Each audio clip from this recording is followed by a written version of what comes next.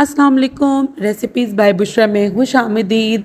आप सब कैसे हो? उम्मीद करती हूँ आप सब ठीक ठाक होंगे, खैरियत से होंगे। आज मैं आपको बनाना सिखाऊंगी बेसन वाला नान। इसको नान पकोड़ा भी कहते हैं, बेसन आलू वाला नान भी कहते हैं, या सिंपली बेसन वाला नान भी कहते हैं। हमारे यहाँ ये बहुत शौक़ से खाया जाता है। बच्चे इसको बहुत पसंद करते हैं, बड़े इसको स्नैक के तौर पर बहुत पसंद किया जाता है। सबसे पहले हम वो मटेरियल तैयार करेंगे जो हमने नान के ऊपर लगाना है। उसके लिए हम ले लेंगे एक अदद बाउल में हम डालेंगे 3 दरमियानी साइज़ के बारीक कटे हुए आलू आपने ज़्यादा मोटे नहीं काटने क्योंकि वो गलेंगे नहीं, तो आपने बारीक कटे हुए आलू ले लेने हैं। साथ ही साथ आपने 2 दरमियानी साइज़ की प्याज बारीक काट कर इसमें डाल देनी है। तकरीबन आपने आधी प्याली बारीक कटी हुई पालक डाल देनी है। अब हम इसमें शामिल कर देंगे तकरीबन 2 बड़े चम्मच बेसन जो है आपने छान लेना है, छान के इस्तेमाल करना है। 2 बड़े चम्मच हम इसमें बेसन शामिल कर देंगे।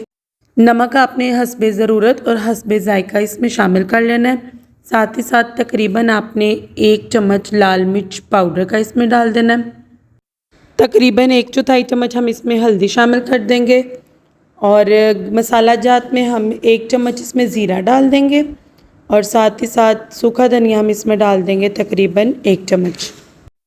तमाम मसाला जात हमने इसमें डाल दिए हैं। अब इसको हम मिक्स करने के लिए इसमें डाल देंगे तकरीबन आधा गिलास पानी डाल के हम इसको मिक्स करना शुरू करेंगे। अगर हम महसूस करें कि मटेरियल हमारा थोड़ा थिक है तो हम इसमें मज़ीद पानी भी ऐड कर सकते हैं।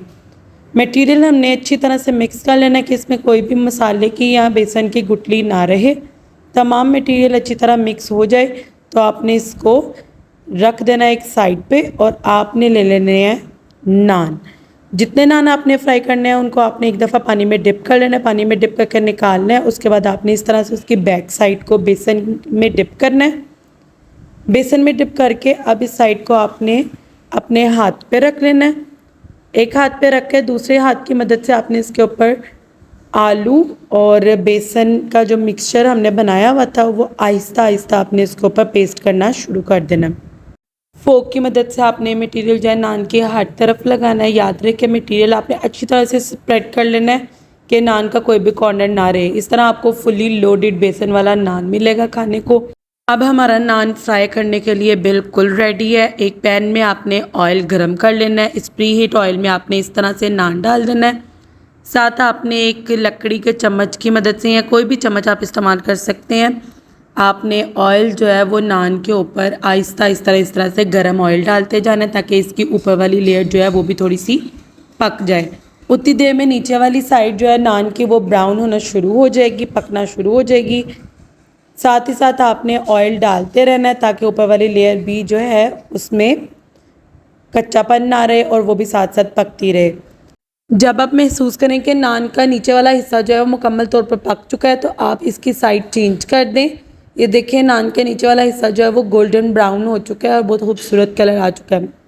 ये साइड पक चुकी है। अब आपने देखते रहना है, 2 मिनट बाद आपने देखना है कि नीचे वाला हिस्सा जो है वो ब्राउन होना शुरू हो गया कि नहीं।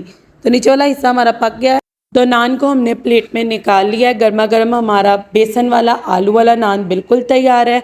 इसको आप बारिश के मौसम में बना सकते हैं, बच्चों को बना के स्नैक के तौर पर दे सकते हैं और इसको चाय के साथ सर्दियों में एंजॉय कर सकते हैं। रेसिपी को मस्ट ट्राई कीजिएगा और अपना फीडबैक कमेंट सेक्शन में देना मत भूलिएगा। आप सबके प्यार का बहुत बहुत शुक्रिया। प्यारी सी शेफ़ को दीजिए इजाज़त। अगली रेसिपी तक के लिए, अगली वीडियो तक के लिए अल्लाह हाफिज़।